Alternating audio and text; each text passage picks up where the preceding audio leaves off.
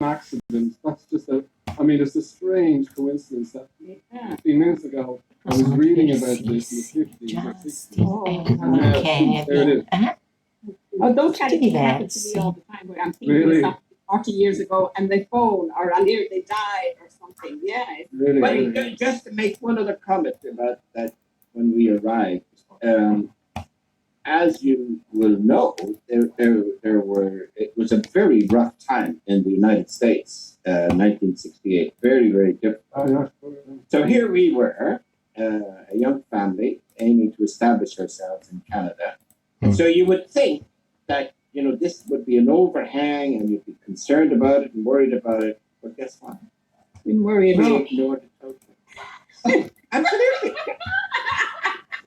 That's the right approach. I think the explanation is when you're young and you're, in that stage of your life where you're establishing your family and all of those things, that's your focus. And all these other events, whether it's a pandemic or whether we hardly ever look at what was going on in the news in the States, whereas now we're glued to it all. And Thomas was convinced. Now they were getting ready to go back to Brussels.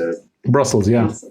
At that stage, but Thomas was convinced that there was going to be a civil war in the United States at that stage. Don't forget, the whole of the downtown of Detroit was burned. Yeah. Those of you who know Detroit, there's a Joe Louis Stadium there, and that's built on that site. Yeah. And equally, out in California, out in Los Angeles, there were huge riots, and elsewhere as well. And so it was a very, very difficult time. there's this excellent movie, right? This Baghdad Cafe or something, right? Pardon me? Was it called Baghdad Cafe or something? Not Baghdad. No. Where they had, No, there's a movie I think it's called Detroit, 1970 or something like that. yeah. And that's an amazing one. It really is like live what happened those days. Yeah. Really? You should go look at it. Just to add one last piece, and then I'll shut up. Is many years later, as I rose in the ranks in the Ontario government, when the Republican Party had their convention in Detroit to confirm Ronald Reagan as their nominee, the Ontario government, because there weren't enough beds in Detroit, so a lot of them spilled over into the Canadian border all the way up to London. And so we established a facility on the banks of the river there. And I was in charge of all of this. And I was able to negotiate with the Americans that we'd get a few tickets to go to the convention. Believe it or not, you can imagine in today's world with security. And so as we walked along the streets of Detroit towards the stadium, we'd be stopped every few minutes by the security people. But eventually, we got in. And, we had seats way, way up the back, what we would call the gray seats in a hockey arena in Ontario. And so that was an amazing thing. And I couldn't get over it. It was the most amazing thing to be there and to watch all these serious-looking people, as you might imagine, at a Republican convention. People who are probably in the insurance industry and who knows what. And here they all are waving flags and cheering as if they were some sort of a circus. Yeah, for you, you've never experienced tell us when you met Gorbachev, William. Tell us that story. Well, what happened? Gorbachev was, believe it or not, called Minister of Agriculture and Tractors. Only the Russians could come up with a title like that. And tractors. It was against the background of a lot of controversy in Moscow about who was going to be the leader. And there was a very active guy who backed the wrong horse, and he was sent to Ottawa, which would have been a pretty minor posting, as the ambassador to Canada.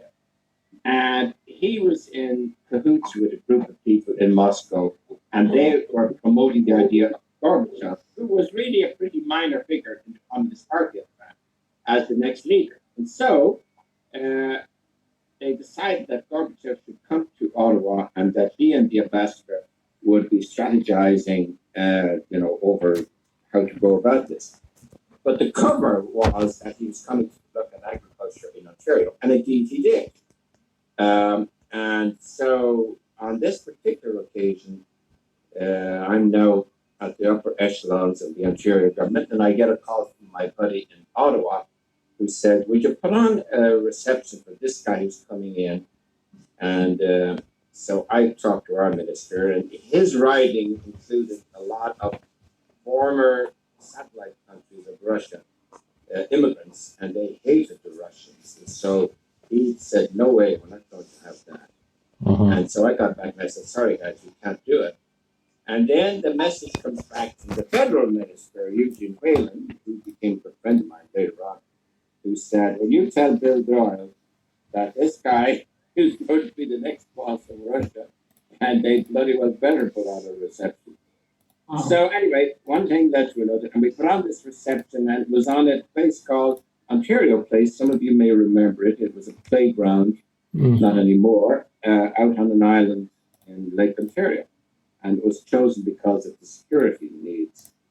And so, at these occasions, somebody in my position, pretty junior, really, would be in a reception line at the end of the line, and all the big wheels would be getting to shake hands with this big guy. So I was really the last one in the line. And so it comes to me. Of course, Gorbachev couldn't speak any English, and he had the ambassador with him. And the federal minister, Whalen, and my minister, Kimbrell, were there. And as Gorbachev is being introduced to me, and it would have been pretty peremptory, just hello, this is my ass. Yeah, really. 4 more minutes. Whalen No, says, ci stanno dicendo che Yeah. sono pronti. and everything stops. And Gorbachev Aspetta che spins around, and through an interpreter says, Sì. "Oh, so you're Irish. Are there many Irish in Canada? I know there are a lot in the States." Is it because you recognize his surname as Irish, or because you told him that you came from Europe? No, and Whalen Oh, you're said, as Gorbachev was shaking my hand, Whalen says, "He's Irish." And Oh, okay. interpreted this for Gorbachev, and he stopped because he was interested. And so he wanted to know, if there were many Irish, and of course I sang the praises of the Irish of Canada. And one thing led to another, he was sort of commenting, and he said, "Well, I know the Irish are famous for their music," and I said, "Russian music?" He said, "Well, do you know Russian music?" And of course I demonstrated I did. And he said, "And the Irish are great writers." And I said, "Well, sort of. Have you read Russian stuff?"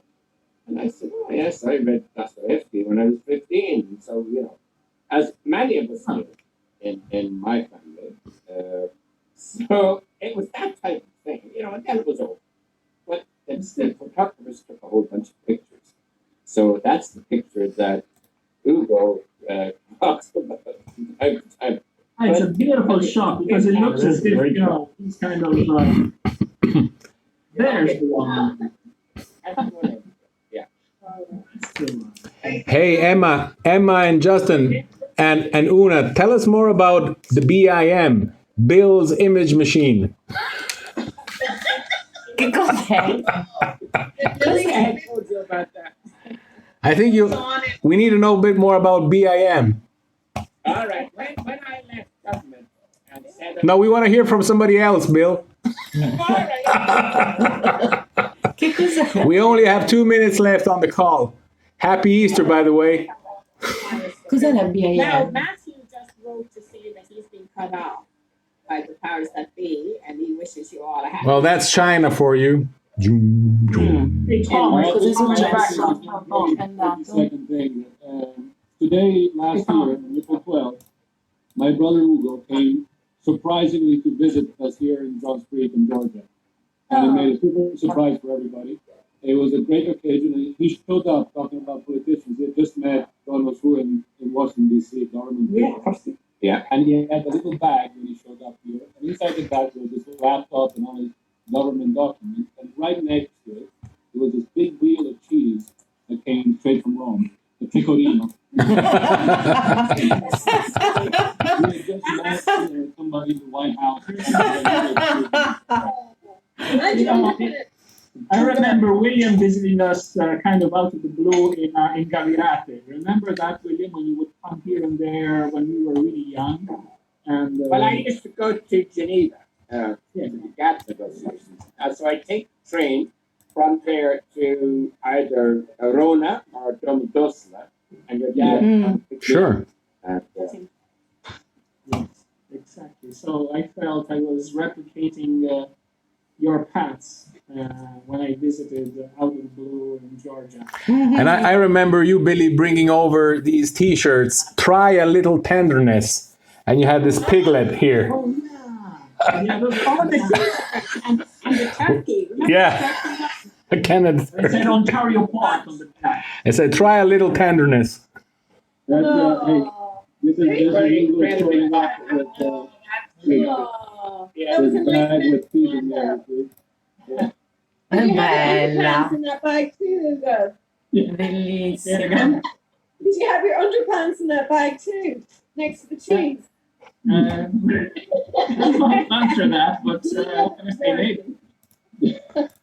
Hey guys, we're gonna get cut off any moment now, so Okay, happy Easter. Happy Easter. See everyone. Next Monday. ciao tutti. Ciao! Bye now. Ciao ciao! Bye. Thanks for the nice stories, Bill. Bye bye. Sì, davvero. Ciao. Ciao, ciao Ugo, ciao Ciao a Marco. tutti! Ciao Deirdre. Ciao Kevin. Ciao Emma. Ciao. Ciao, everyone. Ciao Justin. Bye. Ciao Billy, ciao Una. Bellissimo che tutti parlano in italiano. Ciao ciao. Tutti ciao ciao. We're still online, holding the line. Whoa. How about just one cornetto, JP? Just one cornetto. Give it to me. Cos'è questo? Delicious product from Italy. Just one cornetto. Give it to me. Give it to me. Bravo! Ciao! Ciao. Oh, un altro canester c'è lì da Jenny. Hi, Karen. Bye. Ah,